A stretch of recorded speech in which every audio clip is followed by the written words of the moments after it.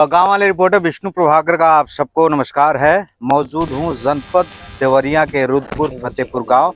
हमारे पीछे camera screen में आप सबको प्रेमचंद यादव का मकान दिख रहा होगा और आज पूरा गहमा गहमी रही। इसी मुद्दे पे आज हमारे साथ खास बातचीत करने के लिए टीवी अनादि के जिला रिपोर्टर फिरोज खान साहब हैं। इनसे बात करेंगे और इनसे जानेंगे आज सुबह से लगातार क्या अपडेट रहा और आंखों देखी हाल ताकि लगातार सुबह से जो है ये अपडेट दे रहे थे। सबसे पहले तो स्वागत है आपका। धन्यवाद आपका। क्या कुछ हुआ आज ताकि सुबह से ही बड़ी एकदम सुखबुगाहट रही, कहीं एक बुलडोजर की सुखबुगाहट थी, फिर पैमाइश हुआ, तो क्या शुरुआत से क्या हुआ हमको बताएं। आपको बता दें कि 6 तारीख को एक नोटिस हेलो देवरिया का जो हेलो देवरिया के रुद्रपुर तहसील का जो प्रशासन है, तहसील प्रशासन, वो एक चस्पा करता है नोटिस, जिसके अंदर नोटिस के अंदर ये होता है कि आपको जो जमीन जो आपकी पश्चिमी दीवार है, प्रेम यादव की पश्चिमी दीवार और पीछे एक छप्पर है, वो सरकारी जमीन की जद में आ रहा है और इसके संबंध में एक नोटिस चस्पा होता है और उसको 24 घंटे का समय दिया जाता है प्रेम यादव के परिवार वालों को कि आप 24 घंटे से जवाब दीजिए। तो 7 तारीख को उनका परिवार, जो उनके परिजन होते हैं, वो कोर्ट में जाते हैं, तहसील में, रुद्रपुर तहसील में, जहाँ पे उनके द्वारा इसका जवाब दाखिल किया जाता है और वहाँ से सक्षम अधिकारी, जो न्यायालय के अधिकारी होते हैं, उनके द्वारा ये तारीख दी जाती है 9 तारीख को कि 9 तारीख को न्यायालय, जो सक्षम न्यायालय है, वो स्वयं वहाँ पे चलेगा और अपने सामने खुद नापी कराएगा और उसके द्वारा बाद ही कोई कार्रवाई की जाएगी। उसके संबंध में आज सुबह जो होते हैं यहाँ पे प्रशासन आता है और नापी की तैयारी करता है। इससे पहले बता दें कि यहाँ पे अभी तक जो जनता नहीं आ रही थी, लेकिन कहीं ना कहीं इस घटना को 2 समुदायों के बीच में जोड़ दिया गया, जबकि जान माल की हानि जो है दोनों तरफ हुई, लेकिन उसको एक तरफा करके कुछ लोगों द्वारा राजनीतिक रूप दिया गया। एक तरफ ब्राह्मण और एक तरफ यादव। ये जातिगत रंग का छांवका कहीं ना कहीं हमारे समाज के लिए ठीक भी नहीं है, जो समाज के लिए ठीक नहीं, उसको दिया गया। और उसी संबंध में कल एक श्रद्धांजलि सभा देवरिया में की जाती है, एक मैरिज हॉल के अंदर, जिसको इस वर्ग के जो लोग होते हैं, इनके जो प्रेम यादव के समर्थक हैं, वो देखते हैं और वो उग्र हो जाते हैं।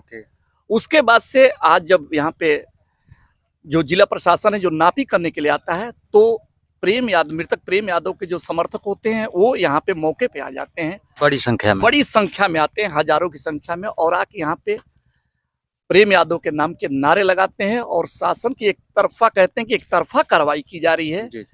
जबकि प्रेम यादव का ही मकान क्यों, जबकि वो भी इसमें मृत पाए गए हैं, क्यों मकान पे उनकी नापी होगी, ये गलत है।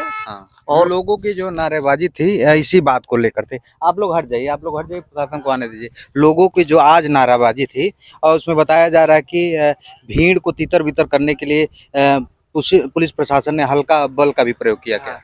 तो जब भीड़ आती है और भीड़ इतनी ज्यादा हो जाती है कि जो मौके पर राजस्व कर्मी आए होते हैं, उनको अपना काम स्थगित कर देना पड़ता है और भीड़ बढ़ती देख के मौके पे काफी पुलिस प्रशासन के काफी लोग आ जाते हैं, अधिकारी आ जाते हैं और पहले समझाने की कोशिश करते हैं जनता को कि आप जाइए, सरकार के कार्य में बाधा मत बनिए, और जो भी कार्रवाई हो रही नियम अनुसार हो रही है, कोर्ट की देखरेख में हो रही है, ऐसा कुछ नहीं हो रहा है जैसा आप सोच रहे हैं। लेकिन जो युवा वर्ग होता है वो जाता नहीं है, आखिर भीड़ उग्र होता है, नारेबाजी करने लगती है भीड़। आखिर में पुलिस हल्का बल प्रयोग करके यहाँ से लोगों को खदेड़ देती है। उसके बाद से फिर शासन अपनी कार्रवाई में लग जाता है और पूरी नापी होती है, और नापी होने के बाद से अब क्या होगा ये तो समय बताएगा। पैमाइश की प्रक्रिया थी, 2 पक्षों ने दलील पेश किया था और ये बताया गया था आज तहसीलदार एसडीएम मौके पे आके पैमाइश करें। तो क्या पैमाइश पूरी हो गई आज? हाँ बिल्कुल, कुछ देर रुकी रही पैमाइश शुरुआती दौर में, उसके बाद पूरी कंप्लीट हो गई है।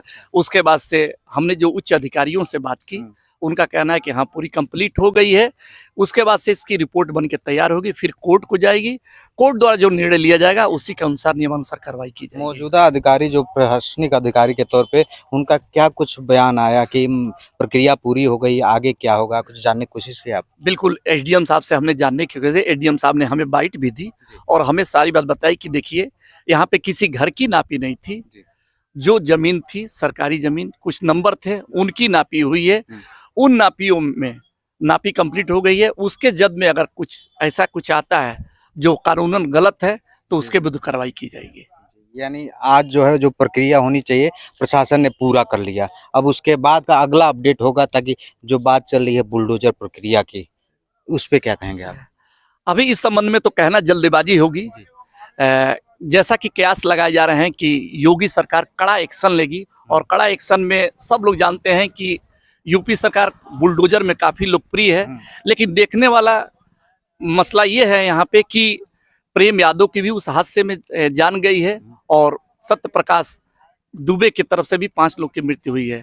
अब देखते हैं कि प्रशासन क्या कार्रवाई मुझे करता लगता है। प्रशासन के ऊपर एक बड़ी जिम्मेदारी है कि इस पूरे मामले को किस तरीके से बिल्कुल शासन प्रशासन काफी दबाव में है, और वो भी इस बात को समझ रहा है कि हमको किस प्रकार का, इसलिए फूक फूक के जी, जी। जो प्रशासन है वो कार्य कर रहा है, और निश्चित रूप पे जो भी कार्रवाई होगी वो आपको आगे समझ में फिरोज जी, आपने आएगी। हमको समय दिया, बहुत धन्यवाद।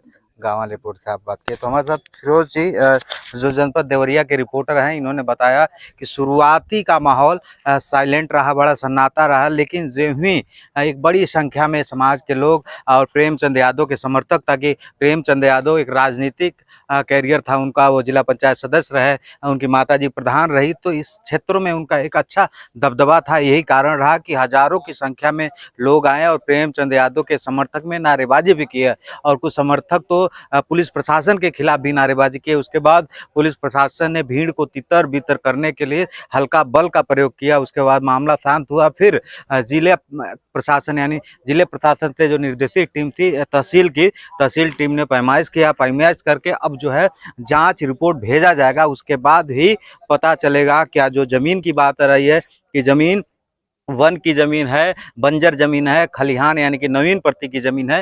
3 जमीनों का जिक्र हुआ था। और कल जो है इस पूरे मामले पे प्रेमचंद परिवार के जो अधिवक्ता है गोपीनाथ यादव, उन्होंने बताया कि RC 19 दाखिल किया गया है, और उसके एवज में RC 20 भी दाखिल किया गया है। अगर RC 20 जो है खारिज हो जाता है तो ये राम भवन यानी प्रेमचंद के परिवार के पक्ष में जाएगा, और अगर खारिज नहीं होता है तो ये दूसरे पक्ष में जाएगा। यानी ये कह सकते हैं कि जो बुलडोजर प्रक्रिया के लिए बात हो रही है, अगर खारिज नहीं होता है तो बुलडोजर चल सकता है। लेकिन इस पे कुछ कहना, कुछ जवाब देना, थोड़ी सी जल्दीबाजी होगी। प्रशासन की टीम जो है इस पे पूरा जांच करेगी, आखिर रिपोर्ट आएगा, उसके बाद पता चलेगा कि क्या होगा। और आज भीड़ का जो सबसे बड़ा कारण ये रहा कि लोगों के मन में एक सवाल था कि बुलडोजर चल सकता है, और यही कारण हजारों की संख्या में लोग बेवजह की खबरों से, भ्रांतियों से प्रभावित होकर कहीं न कहीं प्रेमचंद यादव के घर के